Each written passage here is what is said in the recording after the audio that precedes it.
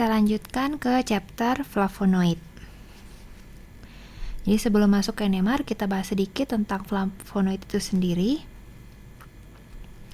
Jadi flavonoid merupakan golongan senyawa alam aromatik yang memiliki kerangka C6, C3, C6. Jadi kalau di sini saya gambar C6, C3, C6. 1, 2, 3. Itu ya. Struktur molekul flavonoid oleh karenanya tersusun oleh dua cincin aromatik. Ini cincin aromatik turunan benzen ya. Dihubungkan oleh unit C3 alifatik. Nah, unit C3 ini merupakan unit alifatik yang bisa beragam sehingga golongan senyawa ini dibagi-bagi kepada berbagai subgolongan atau kelompok. Kelompok utama flavonoid itu meliputi diantaranya chalkon, kemudian bentuk reduksinya dihidrochalkon, ada flavanon, kemudian flavon, flavonol.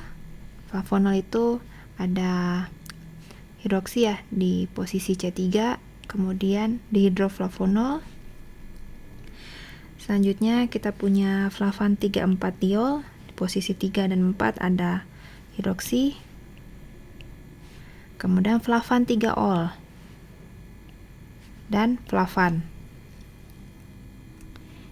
Jadi ini kalau bisa dihafal untuk golongan senyawa-senyawa dari flavonoid yang umum.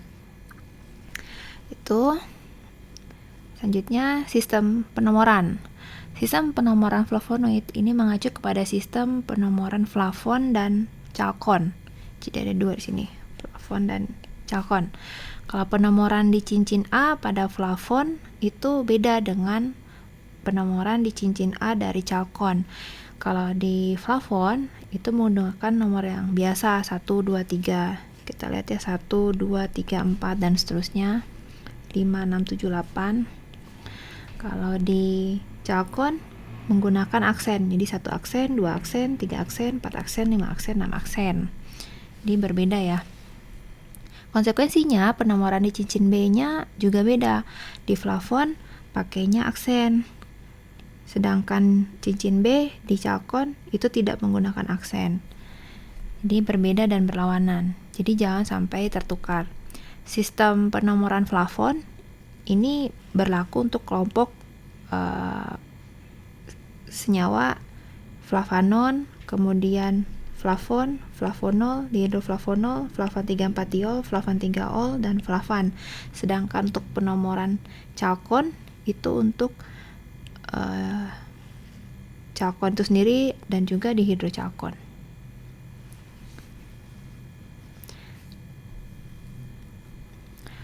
Flavonoid merupakan metabolit sekunder yang dibentuk dari dua jalur metabolisme, yaitu jalur sikimat dan jalur poliketida atau poliasetat.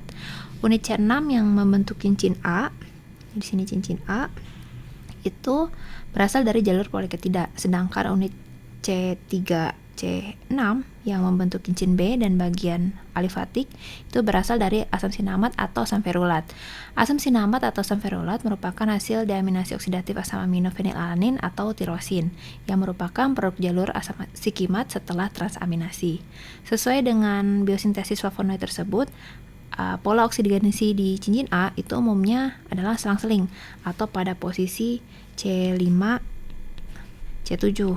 Sedangkan pada cincin B bisa tanpa gugus fungsi oksigen apabila berasal dari asam sinamat atau monooksigenasi di C4 aksen di sini apabila berasal dari asam ferulat.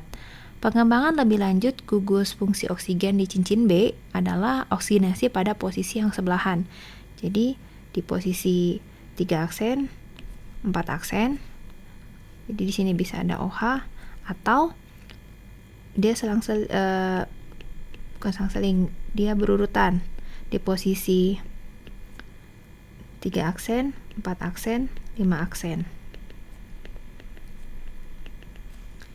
Dia bisa 3 aksen, 4 aksen atau 3 aksen, 4 aksen, 5 aksen untuk cincin B-nya. Nah, berikut nama trivial flavonon, flavon, flavonol, dan hidroflavonol, di mana posisi C5 dan C7-nya, di sini ada OH, di sini ada OH, ini posisi 7, ini posisi 5. Ini ya. Itu jadi pasti di posisi 5 dan 7 atau cincin A-nya ada hidroksi, tapi cincin B-nya itu bervariasi. Contohnya di sini variasinya kalau tidak terhidrogenasi untuk flavonon namanya pinosemrin. Kalau cincin B-nya 4 aksen, OH untuk flavonon namanya narigenin. Atau posisi 3 aksen, 4 aksen di hidroksi namanya eriodiktiol. Jadi semuanya sama di bagian cincin A-nya, yaitu pola oksidasi 5 dan 7. Yang beda hanya di pola oksigenasi cincin B.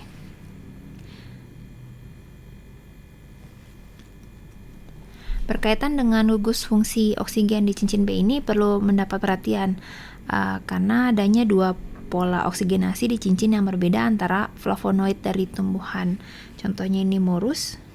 Jadi tumbuhan morus sama artocarpus dari famili Moraceae itu berbeda dengan pola oksigenasi cincin B dari tumbuhan umumnya. Kalau di sini contohnya luteolin. Jadi di morus dan artocarpus pola oksigenasi di cincin B-nya itu adalah 2 aksen dan 4 aksen. Atau dia di C2 di posisi C2 aksen, C4 aksen, C5 aksen. Jadi bisa juga dia ada hidroksi di sini. Di 5 aksen.